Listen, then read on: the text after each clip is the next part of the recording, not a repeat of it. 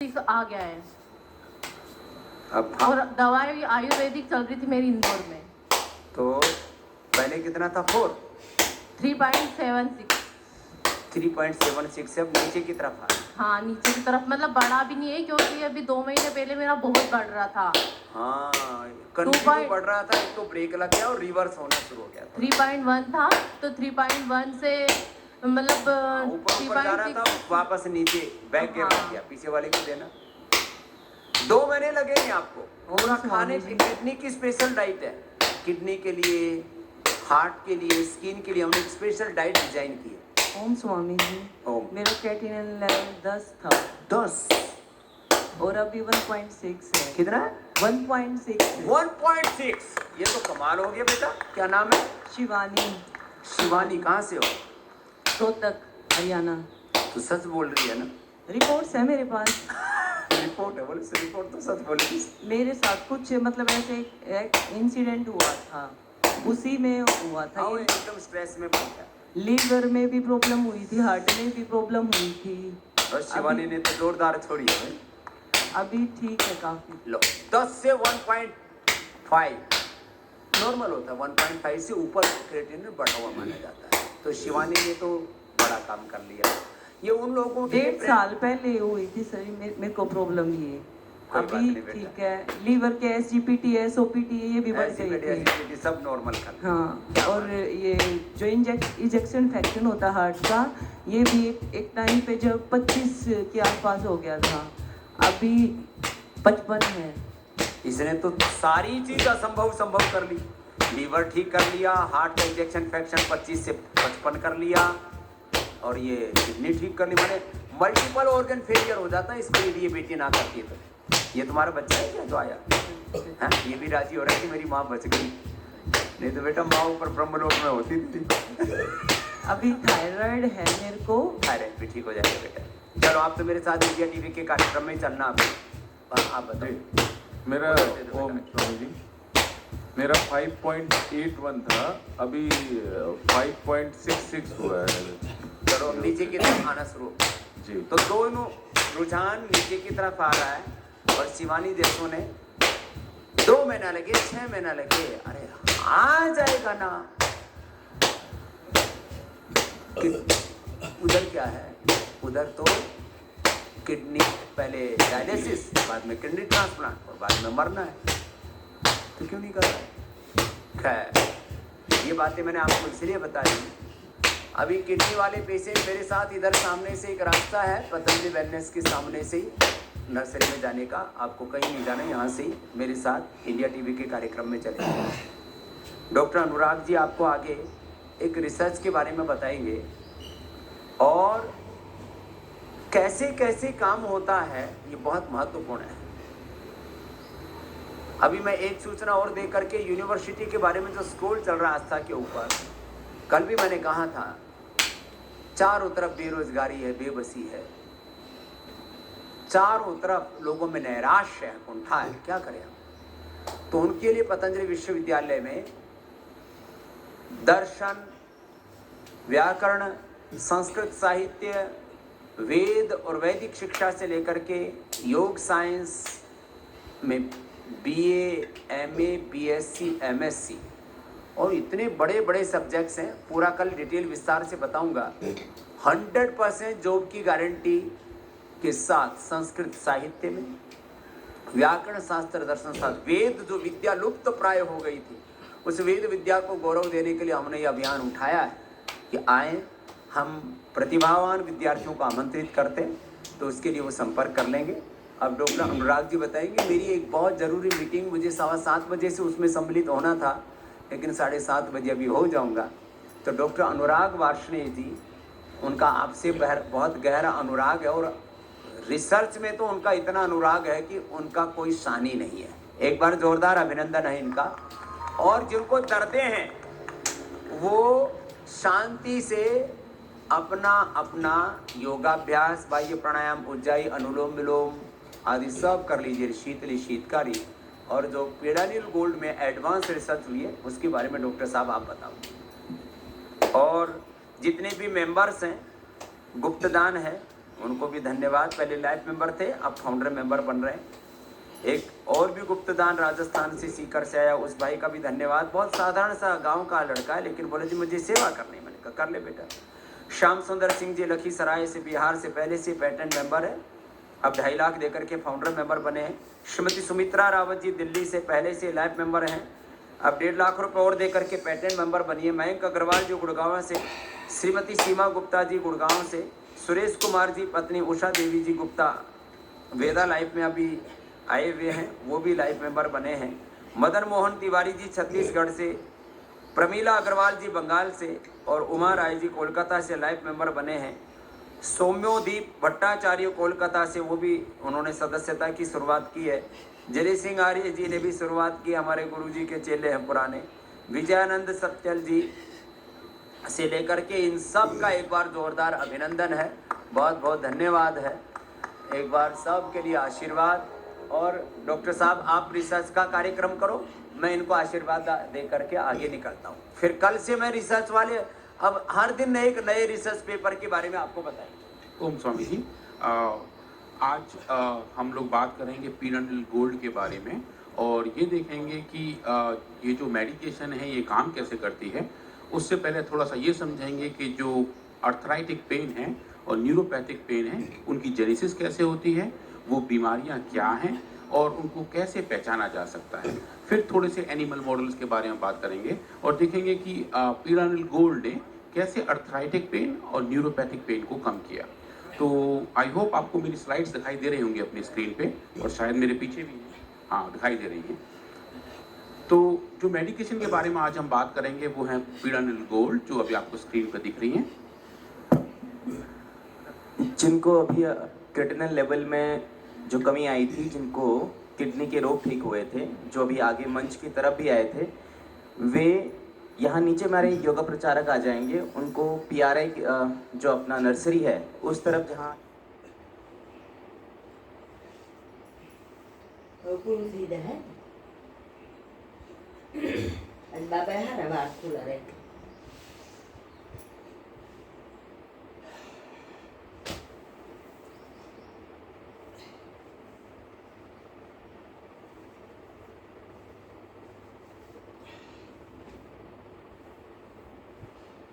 Gold, ऑर्थोग्रेट और पीरानिल spray, तो ये तीन हमारी कोर मेडिकेशन है जो दर्दों के लिए ही बनी है। पीरानिल गोल्ड दर्दों का शमन करता है, ऑर्थोग्रेट हड्डियों को ताकत देता है और दर्द से लड़ने की क्षमता देता है, और पीरानिल स्प्रे एक स्पोर्ट्स मेडिसिन के लिए एक स्प्रे है। कभी मोच में दर्द में अचानक वाले दर्द में स्प्रे करके उसे तुरंत राहत मिलते हैं।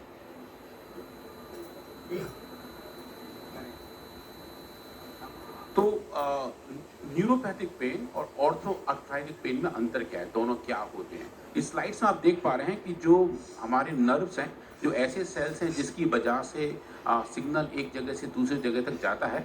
आप ये समझिए कि ये एक तरीके से बिजली के तार की तरह होते हैं। जैसे बिजली के तार के चारों तरफ रबर की एक कोटिंग होती है ताकि आपस में सिग्नल लॉस ना हो, वैसे ही हमारे नर्व सेल के ऊपर एक कोटिंग होती है। तो अगर वो कोटिंग खराब हो जाए स्वामी जी, तो वो थोड़ा सा दर्द का कारण बन जाता है।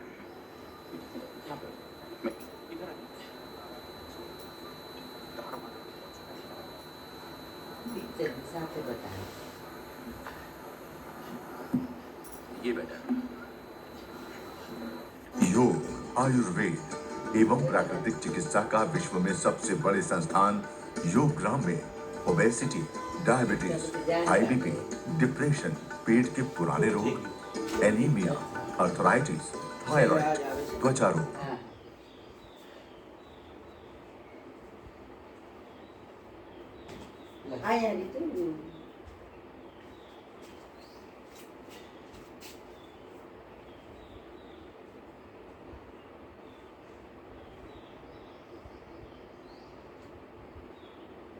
जय सद्गुरु स्वामी, चरण सरोज तमारा, बंधु कर जोड़ी, प्रभु बंधु कर जोड़ी,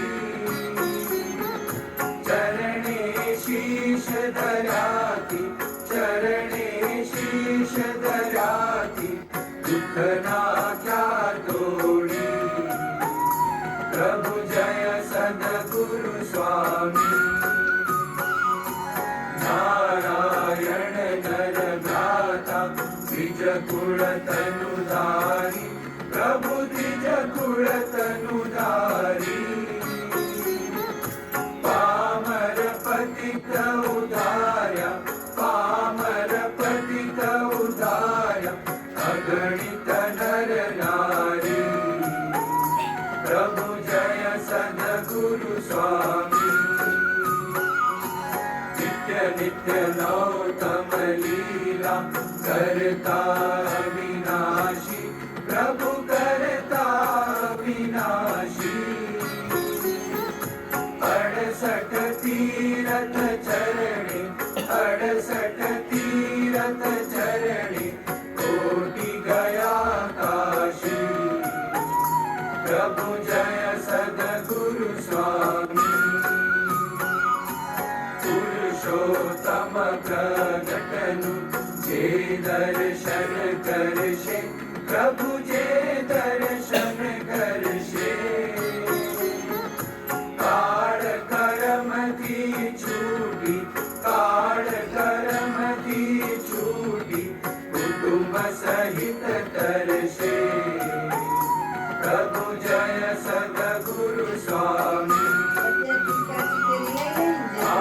अवसर करुणानिधि करुणा बहु कीजी प्रभु करुणा बहु कीजी मुक्तानंद कहे मुक्ति मुक्तानंद कहे मुक्ति सुगम करी सीधी प्रभु जय सद्गुरु स्वामी जय सद्गुरु स्वामी प्रभु जय सद्गुरु स्वामी सहजानंद दयालु सहजानंद दयालु बलवंत बहुलावी प्रभु जय सद्गुरु स्वामी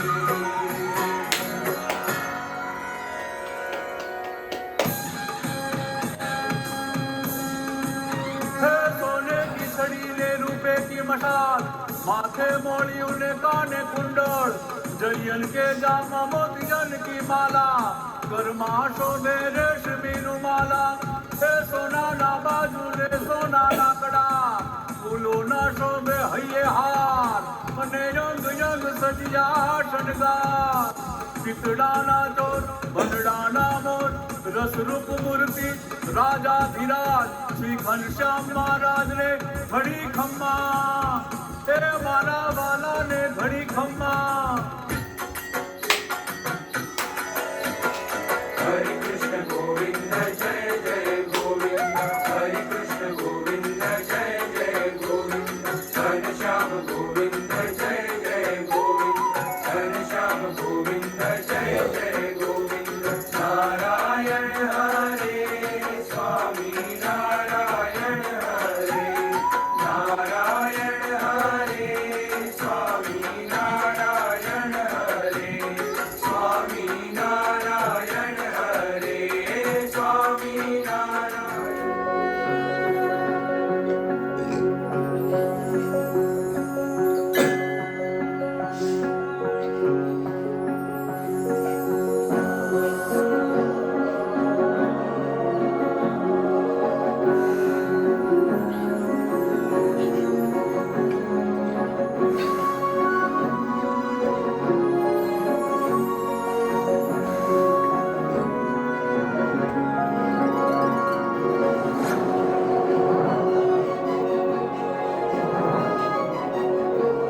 हमारे चैनल सूरत गुरुकुल को सब्सक्राइब करना ना भूलें और बेल आइकन पे क्लिक करें।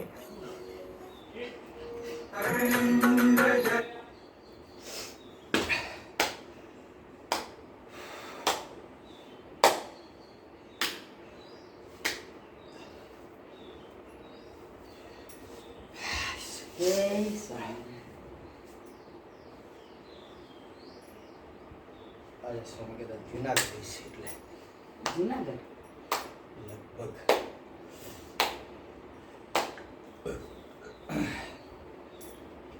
સાથે ઓલું જોઈન્ટ થતા વાર લાગે.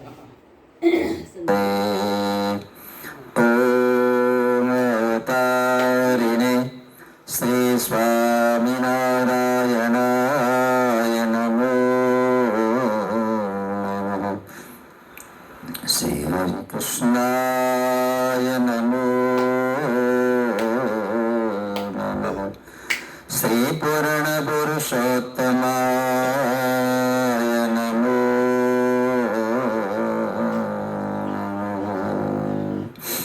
સહજાનંદ સ્વામી મહારાજની જય. હરિ કૃષ્ણ મહારાજની જય. સ્વામિનારાયણ ભગવાનની જય. જય સ્વામિનારાયણ. 5% વધારજો. નર્મદાનો તટ છે, નીલકંઠ ધામ છે, નીલકંઠ પ્રભુના ચરણ છે. ત્યાંથી ભાગવત ધર્મ એનું એક મૂલ્ય જ્ઞાન તત્વો પર તમારા સુધી પાઠ આવી રહ્યો છે. સ્વામીના સંપ્રદાયના 4 મહામૂલ્યો ધર્મ, જ્ઞાન, વૈરાગ્ય અને ભક્તિ. ગઈકાલના પાઠમાં આત્મચિંતન ઉપરનો પાઠ ચાલતો હતો. એ જ્ઞાન તત્વનું 33% મૂલ્ય છે. સ્વામીના સંપ્રદાયમાં જ્ઞાન કોને માન્યું તો કે જીવ, ઈશ્વરને, માયા આ ત્રણને રૂઢી રીતે જાણવું એનું નામ જ્ઞાન છે. તો પોતાના આત્માનું જ્ઞાન પ્રાપ્ત કરવું એને મહારાજ પોતે સંપ્રદાયમાં જ્ઞાન તત્વ કહે છે. દેહથી જુદો પોતાના આત્માને ઓળખવો, પોતાને આત્મારૂપ માનવું અને આત્મામાં નિષ્ઠા કરવી, આનું નામ મહારાજે જ્ઞાન માન્યું છે. મહારાજે લખ્યું જ્યાં જ્યાં જ્યાં જ્યાં અધ્યાત્મ વાર્તા આવે છે ત્યાં ત્યાં ભ્રાંતિ બહુ થઈ જાય છે. કારણ કે એટલું સૂક્ષ્મ તત્વ છે, અવ્યક્ત તત્વ છે, માટે એને ઓળખવામાં મોટે ભાગે ભ્રાંતિ થાય. મોટા મોટા આચાર્યો પણ ભ્રાંતિને પામી ગયા. કોઈ આત્માને વિભુ કીધો, કોઈ સૂક્ષ્મ કીધો, કોઈ અણુ જેવો કીધો, કોઈ પરમાણુ જેવો કીધો, કોઈ એટલા જેવું મને આત્મા તત્વ છે જ નહીં એવું જ કીધું. કારણ કે દેખાતો નથી. તો એનો અર્થ ન દેખાય નથી એમ નહીં, અને દેખાય છે એમ પણ ના કહી શકો તમે. આપણને દેખાય છે એમ પણ નથી, અને નથી દેખાતું એ નથી એમ પણ નથી. ઝાંઝવાના પાણી દેખાય છે ને આપણને છે. આપણે હોય ત્યાં સ્વપ્નના બધા ખેલ દેખાય છે તો ક્યાં છે? નથી. તમે રાતે ફળિયા ઊભા હોય ને આંગળી એટલે ઘોકાવો, આંખ નીચે 2 ચાંદા દેખાય છે. 2 ચાંદા આ બધાને આપણા તો છે કે આ મારો આ ને આ મારો આ છે. કોઈનું નહીં હોવા છતાંય મનાય છે બધા મારા છે. ત્યારે દેખાતું હોવા છતાંય, મનાતું હોવા છતાંય ઘણીવાર નથી તો નથી જ એમ. ત્યારે એ જ પ્રકારે ઘણીવાર નથી દેખાતું એ પણ છે એમ, નથી દેખાતું એ છે. આત્મા ક્યાં દેખાય છે? આ પંખો ફરે એમાં ક્યાં ઇલેક્ટ્રિક પાવર આપણને દેખાતો નથી, છતાંય પાવર અંદર છે એમ. ત્યારે નથી દેખાતું માટે નથી એમ પણ નથી. તો આત્મ તત્વ શરીરમાં આપણને આમ દેખાતું નથી. હાથ દેખાય, પગ દેખાય, નાક દેખાય, માથું દેખાય, પણ આત્મા તો કે દેખાતો નથી. છતાંય એની સિદ્ધિને વરેલા, એના અનુભવને વરેલા તમામ શાસ્ત્રો, મહાપુરુષો કહે છે કે આત્મ તત્વ છે, કારણ કે એને અનુભવ થયો.